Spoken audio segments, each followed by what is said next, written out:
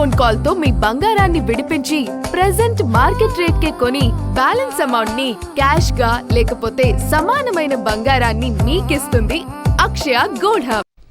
దేశంలో ప్రస్తుతం బంగారం ధరలు ఆకాశానంటిన వేళ రాజస్థాన్కు చెందిన ఓ హస్తకళాకారుడు 24 క్యారెట్ల పసిడితో అందమైన పెయింటింగ్స్ను తీర్చిదిద్దుతున్నాడు.